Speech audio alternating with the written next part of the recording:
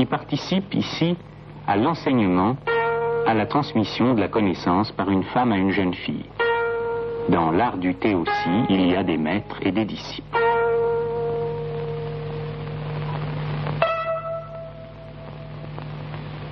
Ces deux femmes se sont d'ailleurs solennellement préparées extérieurement pour se préparer intérieurement.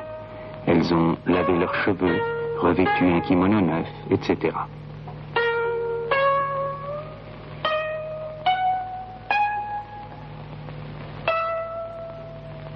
L'atmosphère est si paisible, si recueillie, que toute notion de temps et de durée disparaît.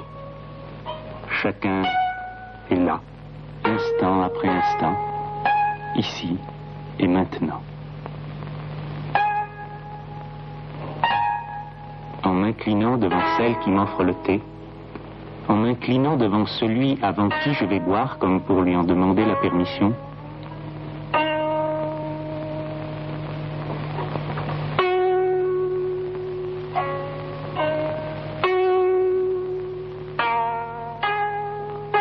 en m'inclinant devant les femmes qui ont préparé le thé pour moi, je prends conscience de moi, je prends conscience des autres, je vis consciemment l'instant présent.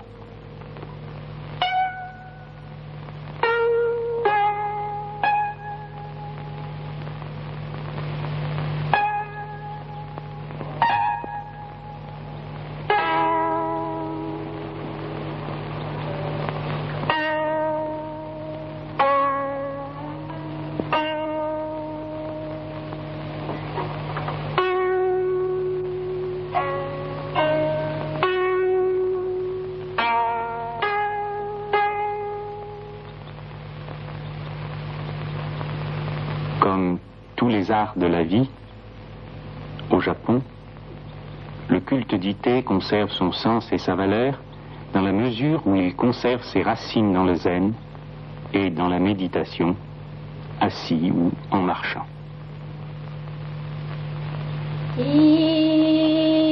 L'art des arrangements floraux, ou ikebana, est né dans les monastères avec les offrandes de fleurs au Bouddha.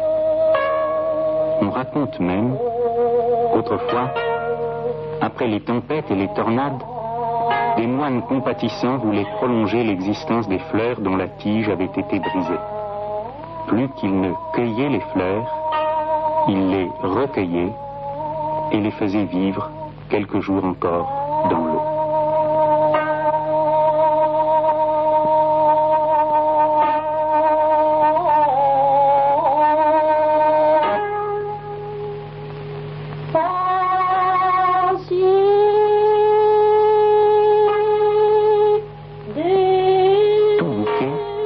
Répondre à un principe ternaire, à une triade représentant le ciel, la terre et l'homme.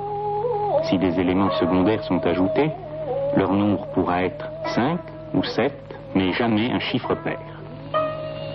Le zen, dans son essence, est créateur. Mais la création ne peut se faire qu'en accord avec les lois universelles. En cela, l'ikebana est une discipline religieuse, une discipline qui relie l'homme à la vie universelle et qui demande compréhension, humilité, modestie.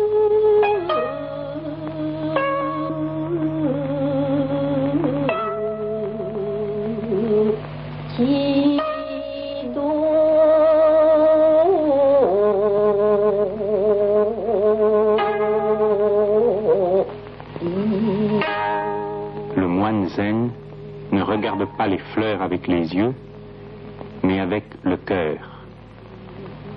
Le cœur du moine, le cœur de la fleur, le cœur de la disciple, le cœur de l'univers sont un.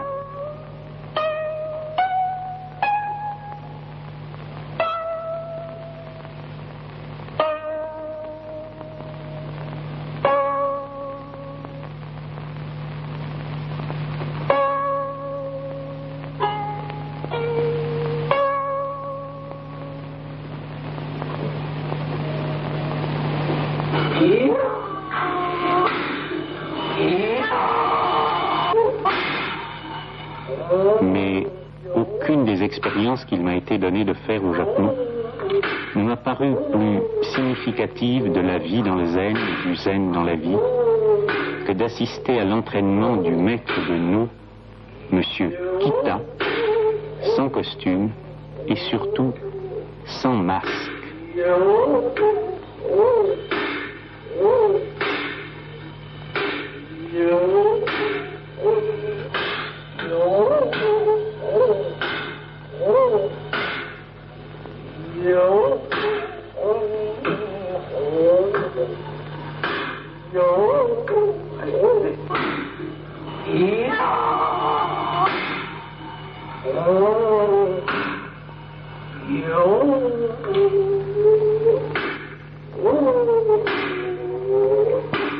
En s'exprimant par le silence, l'artiste de No révèle la beauté du silence. Permettez-moi donc de demeurer, moi aussi, silencieux.